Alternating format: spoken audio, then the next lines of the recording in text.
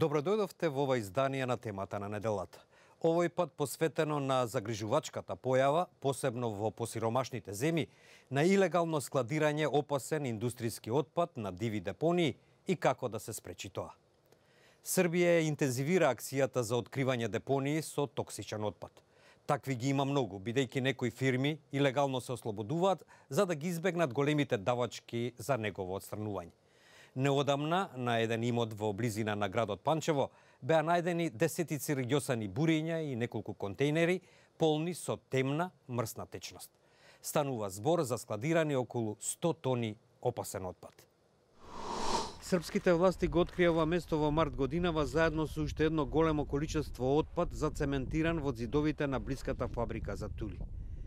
Низа слични откритија предизвикаа тревога во Србија, каде што се верува слабо обезбедениот индустријски отпад може да представува долгорочна опасност за животната средина и здравјето на луѓето.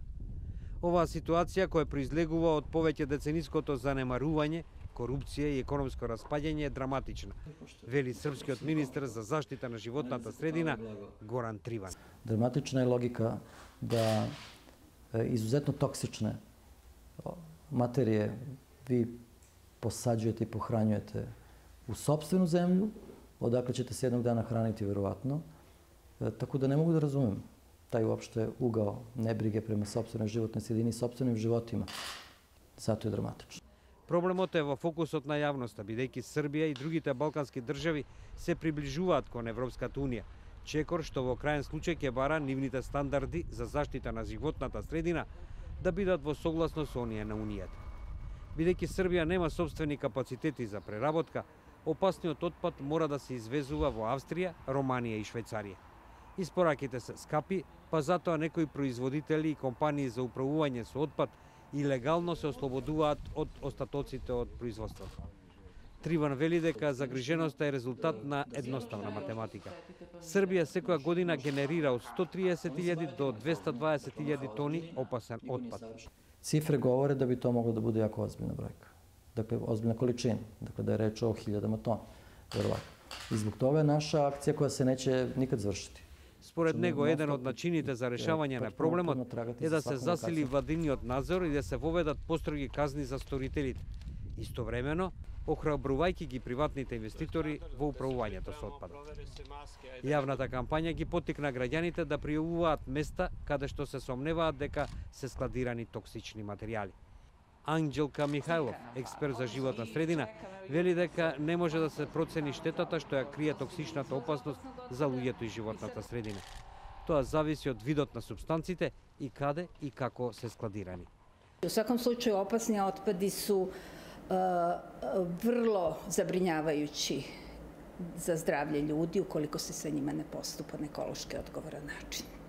Министерот Триван признава дека неговата земја заостанува најмалку 25 до 30 години во заштитата на животната средина, но е оптимист дека таа наскоро ќе биде чиста и здрава.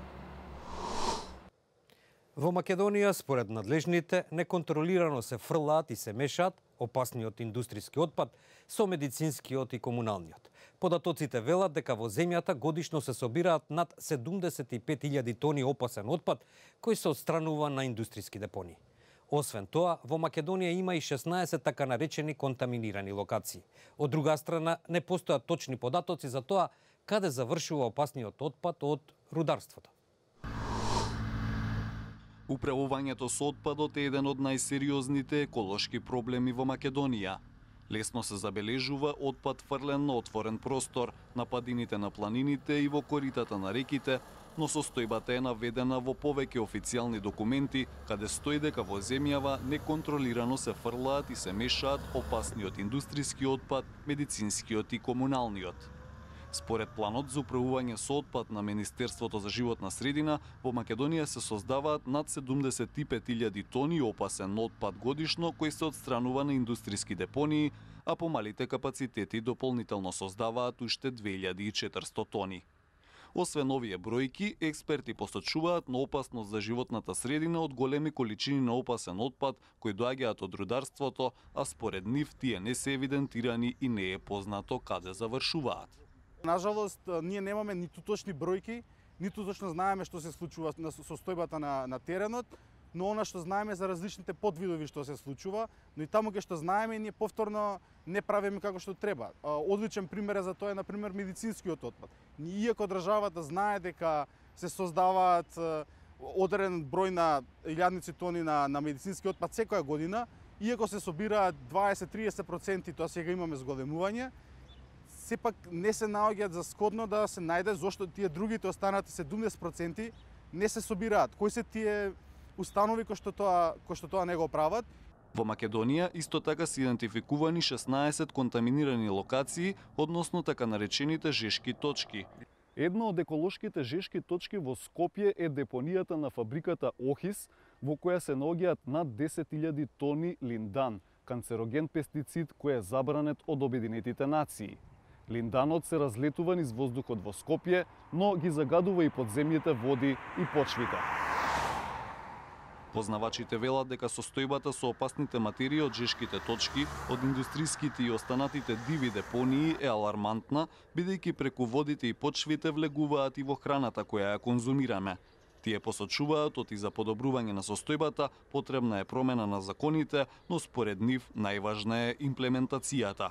Ние ги имплементираме сите ЕУ нови регулативи, но она што не го имплементираме се европските пракси. Ние едно имаме во закон, друго имаме на терен. Тоа не само за опасен отпад, туку за сите видови на отпад, а и нажалост за сите области на живењето во Македонија. За решавањето на проблемите со отпадот, експертите велат дека е потребно значително зајакнување на капацитетите на националните и локалните институции. Тоа беше се во ова издание на темата на неделата, во која се осврнавме врз проблемот со илегалното складирање токсичен отпад и како да се спречи тоа. Вашите коментари споделете ги на нашиот Facebook, како и на нашата интернет страница. До гледање.